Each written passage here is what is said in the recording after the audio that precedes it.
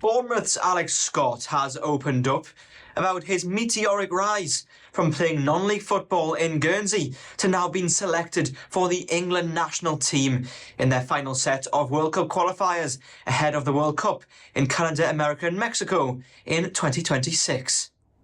Yeah, obviously, over the moon. It's, everything you dream for. And, back then, like you said, 6 years ago, I was playing, non-league football for Guernsey.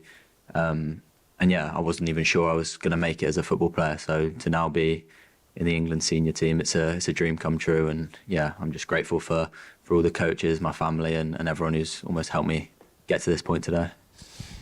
You wear the number 8 on your back for Bournemouth, of course, but you have played a little bit deeper. You played as a 6 as well.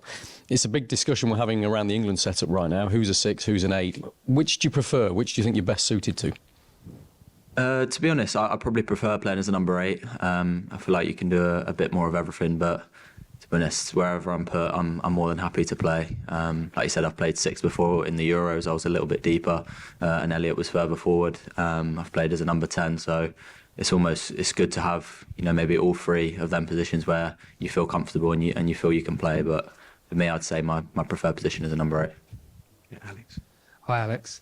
You just mentioned it there that you played with Elliot before in the 21s. How much do you think that experience of playing in a high pressurised situation in a tournament will help you coming into this England squad? Yeah, for sure it's going to help, and it's obviously good that played with Elliot. I knew a few of the other boys as well through tournaments and in the younger age group, so all of them sorts of things help. I think, yeah, obviously it was high pressure going into that tournament, especially with what the previous group done, and they went and won it. So yeah, there was a lot of pressure on us to do so. And yeah, of course we delivered. But yeah, it's been good. I've been in the England setup now since I was 18, so it's familiar for me. Coming away with the team, so it's been easy to almost settle in.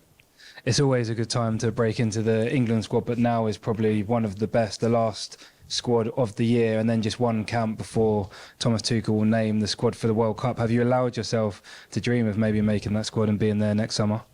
Yeah, to be honest, I don't think it's really sunk in too much yet. Obviously, that's the dream for everyone, especially the players here, is to be in that World Cup squad. But to be honest, I just want to come in, show what I'm about, and show the coaches here and what I can do and how I can play in an England shirt. So, I'm just grateful for the opportunity to be here. Of course, the World Cup is definitely a dream of mine, and I've just got to take it one step at a time. Enjoy this week now. If I get the chance to play, hopefully impress and show what I'm capable of.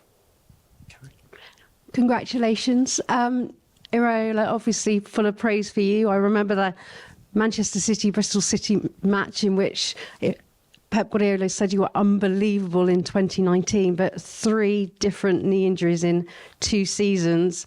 How bleak did you start to feel about your career, and who helped you get through that? Yeah, it was definitely difficult. Obviously I had a great time at Bristol City where, suffered no injuries whatsoever. I played, most of the games there, and then you finally get your dream move to the Premier League, and as soon as you go in, you're out for 2-3 months. So, that was tough to take. And then, almost since then, it's been injury on injury. I had obviously the bad knee injury last year, and things are starting to look on the up. And then I go and break my jaw the last 2 games of the season. So it's been tough. The injuries have been tough. I've had great people around me. Obviously, my family being number one, and all the staff at Bournemouth, my friends as well. Just getting around me and making sure I'm okay at all times and pushing me, to be honest. But yeah, the club were brilliant. Anyone there I could speak to if I was feeling down or not feeling great at all. So yeah, they definitely helped there. But at times it was definitely tough. And I'm glad I've come out the other end and finally getting a run of games with no injuries. That's the most important thing. I'm just happy to be playing football again.